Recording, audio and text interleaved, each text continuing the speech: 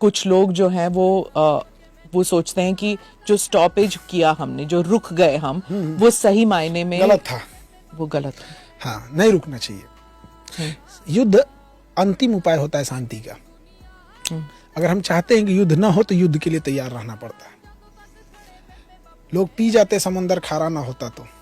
अगर युद्ध इतना ही खराब था तो बांसुरी बजाने वाले कृष्ण कन्हैया कभी महाभारत होने नहीं देते।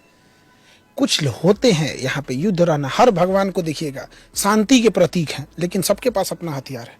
करुणा से भरे हमारे बजरंग बली, लेकिन गदा साथ में रखते हैं, करुणा से भरे हुए, क्या नहीं मांगने पे देते हैं यहाँ पे। कृष्ण भगवान हमेशा कौरवों से तो ऐसे बात करने गए थे 5 गांव मांगने, जैसे कोई बहुत एक याचक है, साधारण याचक, सुदर्शन चक्र लेके, तो युद्ध के लिए तैयार। ये राष्ट्रपिता हमारे गांधी जी थे जो नॉन वायलेंस के प्रतीक थे, तो फिर वो भी तो है ना। गांधी जी नॉन वायलेंस के पुजारी थे। उस समय देश आजाद नहीं था, संगठन को लंबे समय तक बचा के रखने के लिए एक जरूरी था, क्योंकि अंग्रेजों के पास हथियार इतने ज्यादा थे कि संगठन बनाने में टाइम लगता है। अगर हम एक गर्म दल बनाते थे 10 साल में, वो 10 दिन में खत्म करके रख देते थे।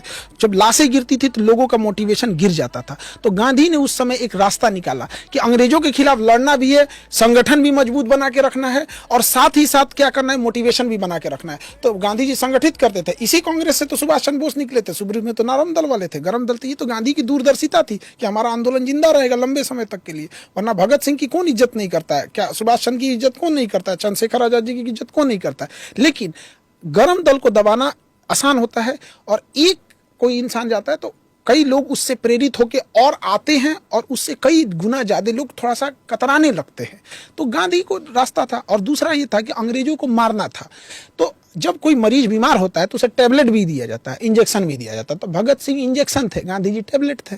दोनों नोट पे तो गांधी जी का ही फेस आता है ना।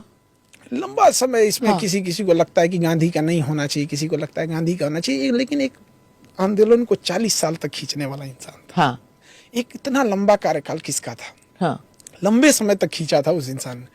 देश जब आजाद हो रहा था तो नोआखली के दंगों को शांत कर रहे थे। सबने अपने अपने हिसाब से कुछ ना कुछ पद जरूर लिया।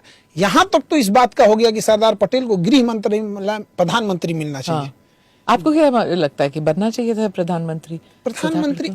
एंटरिम सरकार में देखिए, प्रधानमंत्री जो सरकार चला रहे होते हैं उन्हें पता होता है कि गृह मंत्री इक्विवेलेंट टू प्रधानमंत्री है। गृह मंत्रालय के पास सारा होम चीज की पावर रहती है वहां पर। इलेक्शन होता है इंडिया में 1951 में, और सरदार पटेल जी की आकस्मिक मृत्यु होती है 1950 में। तो फिर कैसे बना सकते हैं?